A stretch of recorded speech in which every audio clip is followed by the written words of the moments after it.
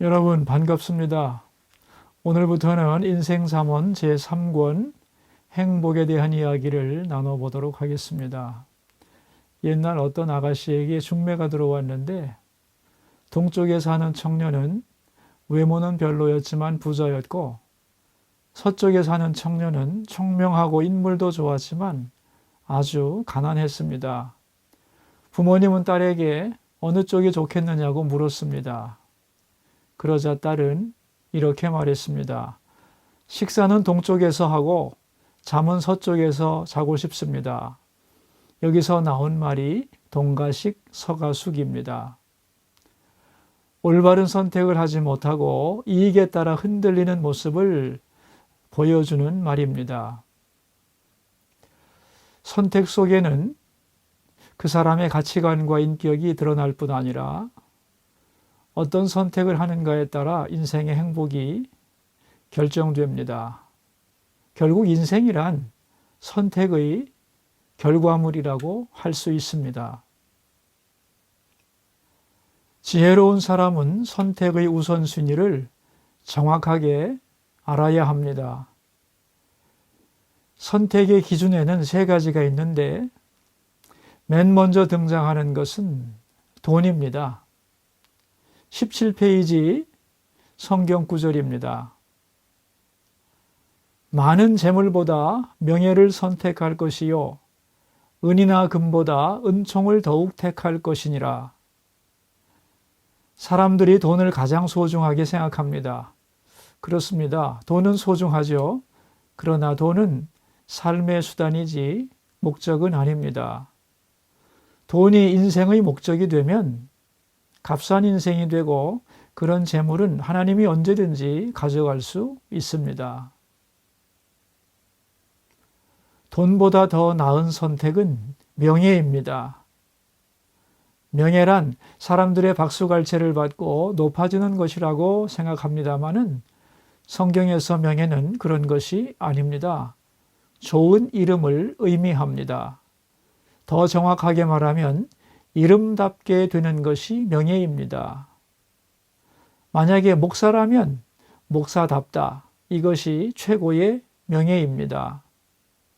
예수 믿는 사람답다. 이것이 성도의 최고의 명예인 것입니다. 그 이름에 걸맞는 사람이 되는 것이 명예라는 뜻입니다.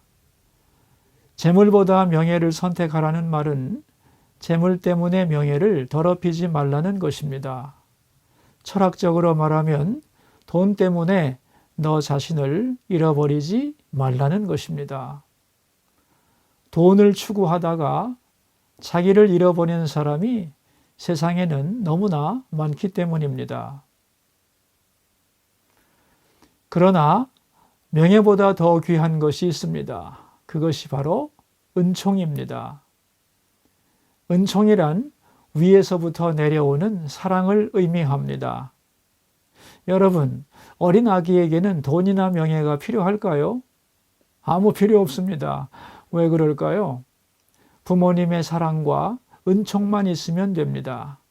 그 안에서 모든 것이 해결되는 것입니다.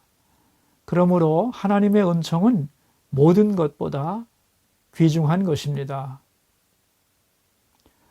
창세기 13장에 보면 아브라함과 조카 롯에게 소와 양떼가 많아서 함께 거할 수 없게 되자 아브라함의 종들과 롯의 종들이 서로 다투었습니다. 아브라함은 이방인들 앞에서 하나님을 믿는 우리가 서로 싸워서는 안 되겠다 결심하고 롯에게 이렇게 말을 했습니다. 우리는 헤어져야 하겠는데 네가 먼저 어느 쪽으로 갈지 선택하라. 네가 좌하면 나는 우할 것이고 네가 우하면 나는 좌하리라. 롯이 바라보았더니 소돔과 고모라 쪽이 훨씬 더 넓고 비옥해요. 그래서 그쪽을 택했습니다. 그리고 자기 가족과 양떼를 데리고 아브라함을 떠났습니다. 자식도 없는데 조카뿐이었는데 그 사랑하는 조카는 떠나고 좋은 땅도 다 주워버리고 마음이 허전한데 하나님이 아브라함에게 나타나서 말씀하십니다. 눈을 들어서 동서남북을 바라보아라. 이 땅을 내가 너와 내 후손에게 주리라. 그리고 내 자손을 땅의 티끌처럼 많게 해주마. 엄청난 복을 약속하십니다. 은총을 받은 것입니다. 하나님을 믿지만 돈을 선택하는 사람, 재물에 최고의 우선순위를 둔 사람이 세상에는 아주 많습니다. 또한 자기의 명예와 업적과 이름을 위해 살아가는 사람도 많습니다. 그러나 여러분, 하나님의 은총을 구하십시오. 하나님, 저는 돈이 없어도 되고 명예가 부족해도 괜찮습니다. 그러나 하나님 은혜 없이는 살 수 없습니다. 저를 불쌍히 여기소서. 이런 자세를 잃지 않기를 바랍니다. 돈이 아니라 명예, 그것보다도 은총을 선택할 때 인생을 제대로 살아갈 수 있습니다. 은총을 선택한 사람의 모습은 어떠할까요? 20페이지에 나옵니다. 가난한 자와 부한 자가 함께 살거니와 그 모두를 지으신 이는 여호와시니라. 세상에는 가난한 자와 부한 자가 함께 살아갑니다. 그들 모두를 하나님이 지으셨다는 것은 무슨 뜻일까요? 하나님이 그들 모두를 만드셨다. 그러므로 가난한 자와 부한 자는 본질적으로 다른 존재가 아니라는 것입니다. 그러니까 가난하다고 차별하지 말라는 뜻입니다.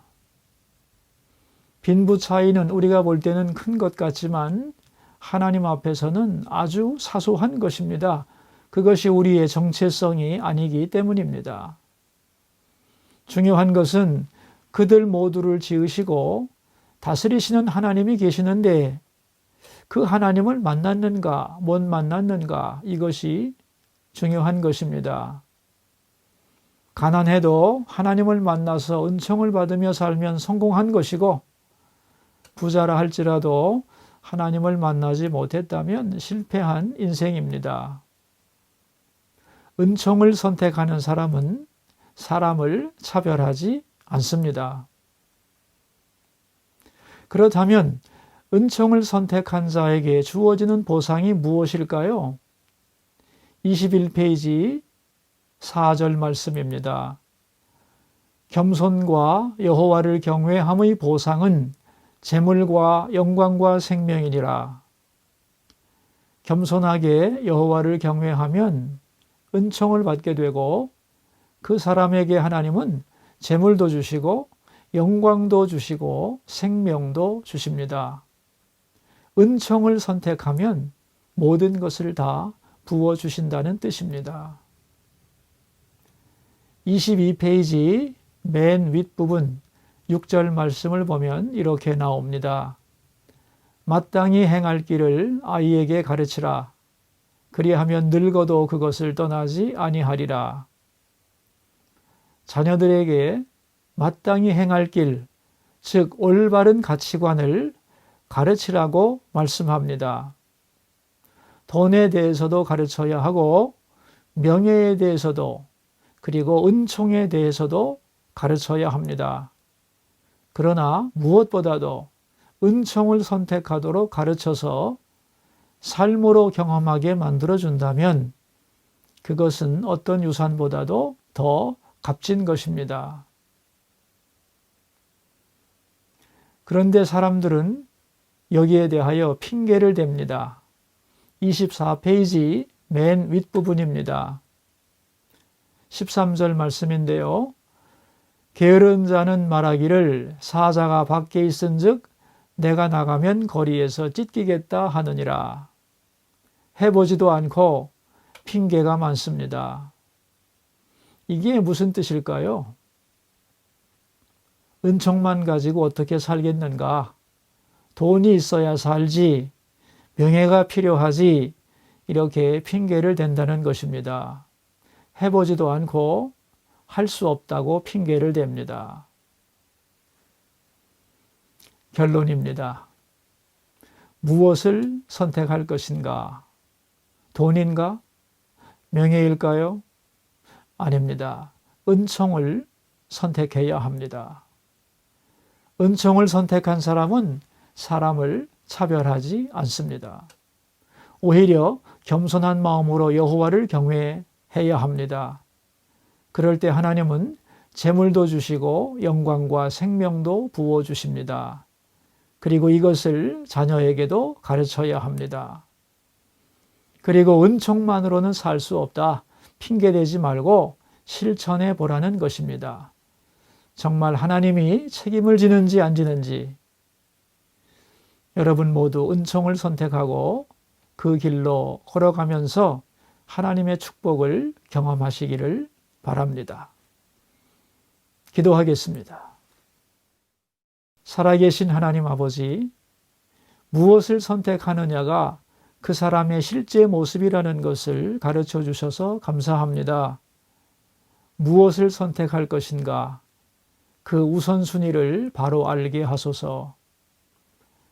재물보다 명예를, 명예보다 은총을 선택하는 사람으로 살게 하소서.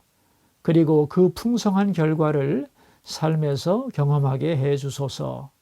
예수님 이름으로 기도합니다. 아멘.